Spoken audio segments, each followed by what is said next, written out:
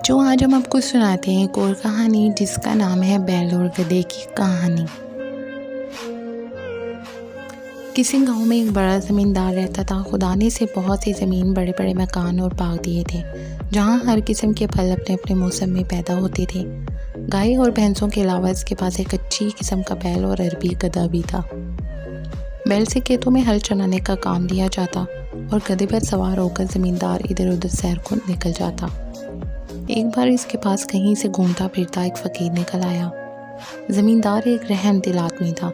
इसने फ़कीर को अपने यहाँ ठहराया, इसके खाने पीने और आराम से रहने का बहुत अच्छा इंतज़ाम किया। 2-4 दिन बाद जब वो फ़कीर वहाँ से जाने लगा तो इसने ज़मींदार से कहा, चौधरी, तुमने मेरी जो खातिरदारी की है ना, मैं इससे कभी नहीं भूलूँगा। तुम देख रहे हो कि मैं एक फ़कीर हूँ। मेरे पास कोई ऐसी चीज़ नहीं जो तुम्हारी खिदमत में पेश करूँ। हाँ, मैं जानवरों और हैवानों की बोलियाँ समझ सकता हूँ। तुम चाहो तो ये इल्म मैं तुम्हें सिखा सकता हूँ, लेकिन तुमको मुझसे एक वादा करना होगा कि तुम ये भेद कभी किसी को नहीं बताओगे। और ये भी सुन लो कि अगर तुमने ये भेद किसी से कह दिया तो फिर ज़िंदा ना रह सकोगे। चौधरी ने कहा, बाबा, मैं तुमसे वादा करता हूँ कि मैं ये भेद कभी किसी को नहीं बताऊँगा और तुम्हारा ये एहसान उम्र भर याद रखूँगा। खैर, फ़कीर ने इसे जानवर और हैवानों की बातें समझने का अमल सिखा दिया और चला गया। ज़मींदार के पास जो बैल था वो बेचारा सुबह से पिछले पहर तक हल में जुता रहता। शाम को जब वो घर आता तो इसके खाने के लिए भूसा डाल दिया जाता, लेकिन गधे को सब्ज़ घास और चने का दाना खाने को मिलता। गरीब बैल ये सब कुछ देखता और चुप रहता। वक्त इसी तरह गुजर रहा था। एक दिन जब बैल खेतों से वापस आते हुए गधे के पास से गुजरा तो गधे ने इसे लंगड़ाते हुए देखकर पूछा, भाई, आज तुम लंगड़ा लंगड़ा कर क्यों चल रहे हो? बैल ने जवाब दिया, गधे भाई, आज मुझे बहुत काम करना पड़ा। मैं जब थक जाता था तो नौकर मेरी पीठ और टांगों पर जोर जोर से लाठियाँ मारता। मेरी टांग में चोट लग गई है। खैर, अपनी अपनी किस्मत है। गधा चुप रहा और बैल अपने धान की तरफ चला गया। जहाँ बैल बंधा करता था वहाँ ज़मींदार को अपने नौकर के लिए घर बनवाना था। कुछ दिनों के बाद ज़मींदार ने बैल के लिए भी गधे के पास एक खुरली बनवा दी। जब दोनों को वक्त मिलता एक दूसरे से बातें भी कर लेते। एक रोज़ बैल को उदास और खामोश देखकर गधे ने इससे पूछा, बैल भाई, क्या बात है?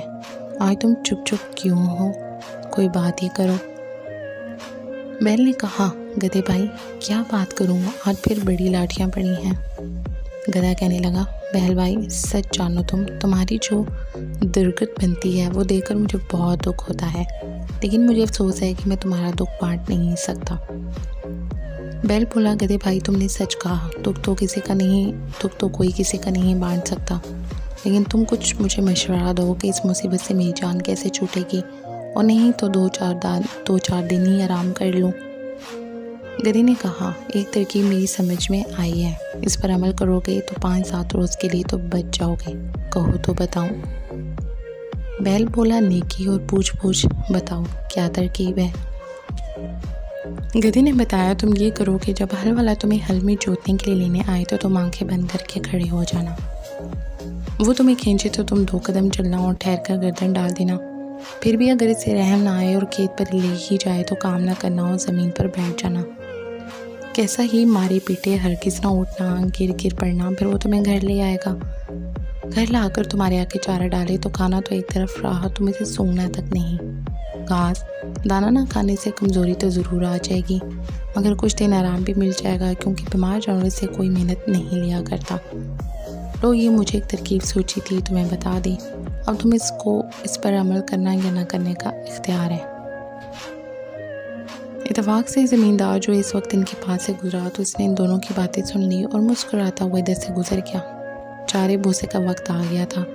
नौकर ने गधे के मुंह पर दाने का तो बड़ा चढ़ाया और बैल के आगे भी चारा रख दिया। बैल तो 2-1 मुँह मार कर रह गया। अगले दिन हल वाला बैल को लेने आया तो देखा कि बैल बीमार है, रात को कुछ खाया भी नहीं।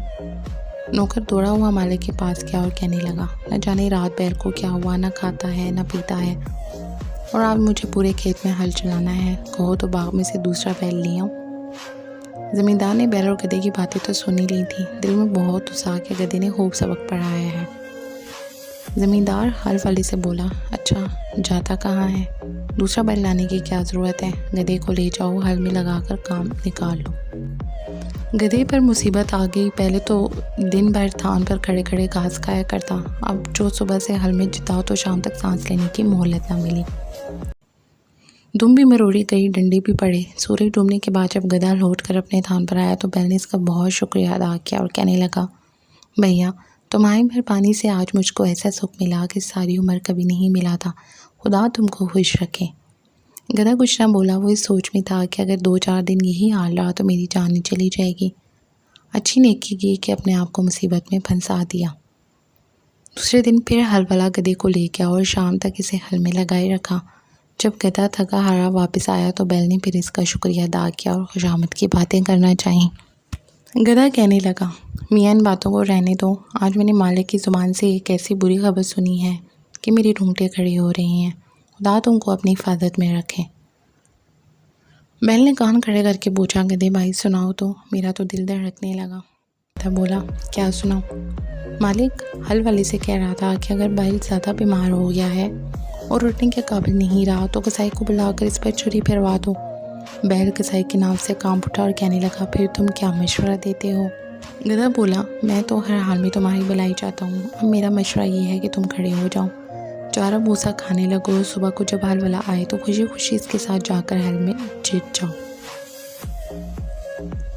ये बातें भी ज़मींदार छुपा हुआ सुन रहा था और दोनों की बात पर इसे दिल ही दिल में हंसी आ रही थी। जान जाने के डर से बैल ने फिर गधे के मशवरे पर अमल किया।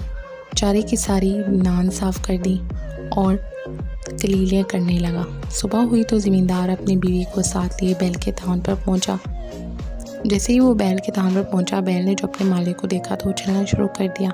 इतने में हल वाला भी आ गया। इसे बैल को बिल्कुल तंदुरुस्त पाया, खोल कर ले चला तो वो इस तरह दुम हिलाता और अकड़ता हुआ चला कि मालिक को बेख्तियार हंसी आ गई। बीवी ने पूछा, तुम क्यों हंसे? हंसी की तो कोई बात नहीं। ज़मींदार ने जवाब दिया, ऐसे ही एक भेद की बात है जो मैंने सुनी और देखी, जिस पर मैं हंस पड़ा। बीवी बोली, मुझे भी वो बात बताओ। ज़मींदार ने कहा, वो बताने की बात नहीं है, अगर बता दूंगा तो मर जाऊंगा। बीवी बोली, तुम झूठ बोल रहे हो, तुम मुझ पर हंसे थे। ज़मींदार ने वो समझाया कि नेकबख्त, तुझ पर मैं क्यों हंसूंगा, तुझको तो वहम हो गया है। अगर मरने का डर ना होता तो ज़रूर बता देता। मगर वो कब मानने वाली थी। बोली, चाहो मरो या जियो, मैं पूछ कर ही रहूँगी।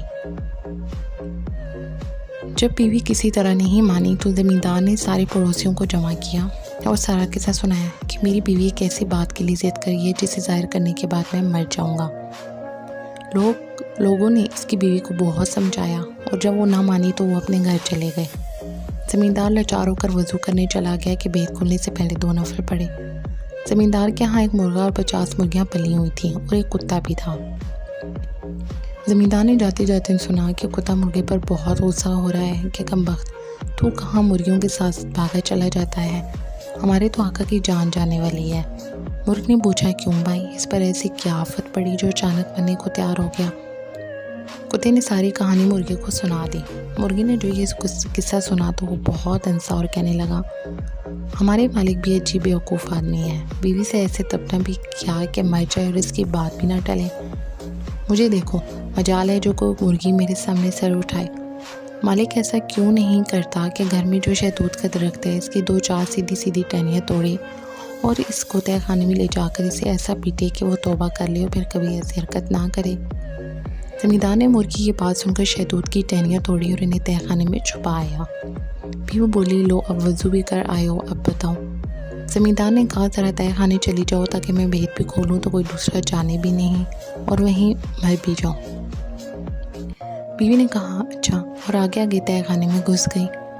ज़मींदार ने दरवाज़ा बंद करके बीवी को इतना मारा कि वो हाथ जोड़कर कहने लगी, मेरी तौबा है, फिर कभी मैं ऐसी जिद नहीं करूँगी। इसके बाद दोनों बाहर निकल आए। कुंबे वाले रिश्तेदार जो परेशान थे खुश हो गए और मियाँ बीवी मरते दम तक बड़े इत्मीनान के साथ ज़िंदगी बसर करने लगे। तो प्यारे से बच्चों, अगर आपको आज की ये कहानी पसंद आई हो तो मेरे चैनल को सब्सक्राइब करके बेल का बटन प्रेस कर दें ताकि आप आइंदा आने वाली इसी तरह की मज़ेदार सी कहानियाँ सुनते रहें।